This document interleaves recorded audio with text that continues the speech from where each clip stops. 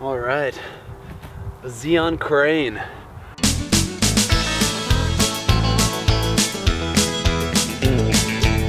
This is my review of the Zhiyun Crane V2, not the 2. So the reason I got this is because I've had glide cams in the past. I've played with them. It's sometimes you have to fidget with them quite a bit, but once you have them, they're good unless you change out a lens or whatever. I had a Ronin-M as well before. The reason I didn't love Ronin-M is it was hard to put together. It took a little minute, took a minute to stabilize, took a lot of like practice and everything. And I don't know, to me it was just more of a pain. And amazing though, really great one if you aren't running and going all the time, have a like big shoot or something. It's amazing, it's really great. It's an awesome one as well. It's a little big, hard to put together, a little hard to stabilize, and you can't really carry it around in a case like this very easily.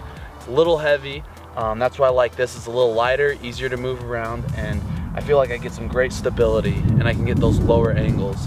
So that is why I went with this. I love this camera. I love this stabilizer, gosh. And I use the GH5 with a 12 to 60 millimeter lens, and it works great.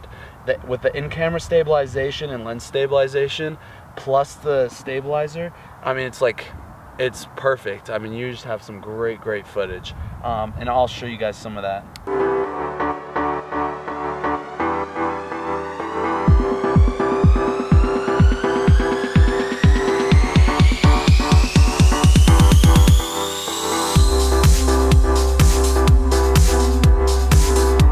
The reason I didn't get the Crane 2 and got this one instead is this one was a little bit lighter and $200 cheaper. The only advantage that the Crane 2 had, because the GH5 doesn't work as well with the Crane 2, all the different cool functions like the focus and everything don't really work. The Crane 2 has a cool feature where if you lift it up, it stays, and lift it down, it stays, just like handheld.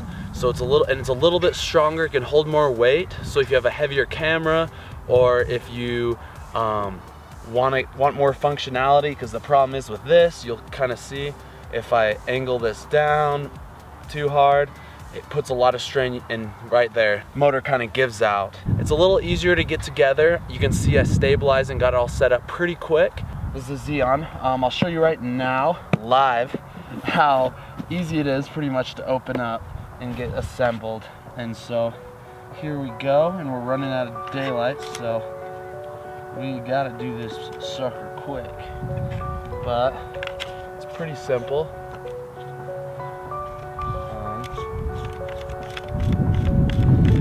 I'm on my neighbor's property right now with our horses, and the horses keep coming to check me out, and apparently got some people working the field, so hopefully they don't bug me while I'm doing this. But as you can see, so this is an accessory that I got. So this is the V2 version.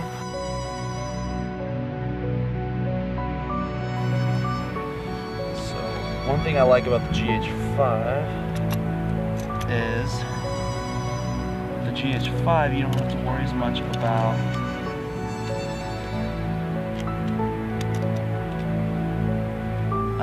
you get a screen. So that way you can actually see what you're doing, you can focus on things, makes it a little easier to stabilize. Let's see. We're just going to do a very basic mode right now just for stabilization. Not worry too much about everything else.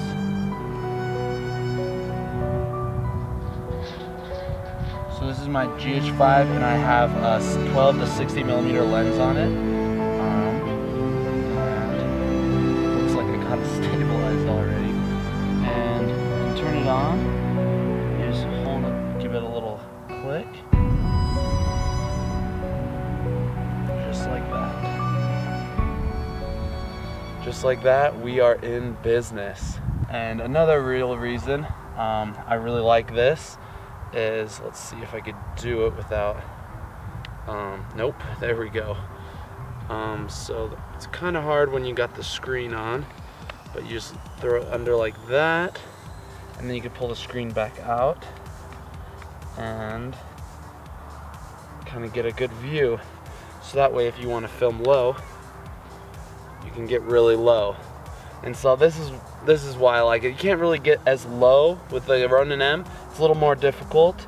I'm sure some people can do it, but this is a big reason I like this. And you also get a joystick too, so you can control it, angle it down, and then you can pull it back up.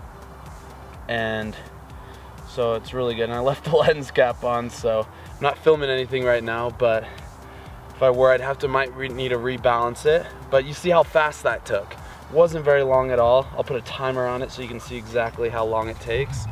But oh geez. But it is an awesome camera, and just like that, it's easily one of my favorite stabilizers I've ever owned. Definitely worth it. And the GH5, you just have a simple touch screen, so you can tap to focus really easily, and so you don't really put any strain on the gimbal doing this. Alright, so now that I'm in the warmth of my house, I can talk a little bit about what I loved and my last final thoughts. So I really like the Crane V2, don't get me wrong. I think I would buy the Crane 2 if I could. Those are two different products. It's confusing, I know. But to me, the Crane 2, it has a heavier weight bearing, so it might not be as jittery as you kind of saw in my footage when I was sprinting. Now, I don't sprint when I film, so I wouldn't be super concerned about the V2 for what I do. And I like the Cranes over the Ronin just because of size, packing ability when I travel or when I do anything like that. And so that is personally why I like the Cranes over the Ronin. Stabilization wise, the Ronin I think is the best you can get. It is incredible, and I was sprinting through that snow and you didn't even see. Lastly, I don't know a ton about the glide cams. I just have never been a fan of them because it's such a pain to get set up for the first time. And if you change out a lens, you have to rebalance the whole thing. And so for me, the glide cam is not the way to go. And batteries now last so long. Like, I mean, the Crane lasts 18 hours. And I never film for that long. So it's great. And if I need to film longer, I'll just grab more batteries. They're not too expensive. But anyways, that's all I have to say about these. I love the Crane V2. I'll keep using it. Maybe should have got the Crane 2. That's what I might suggest if you don't mind an extra $200.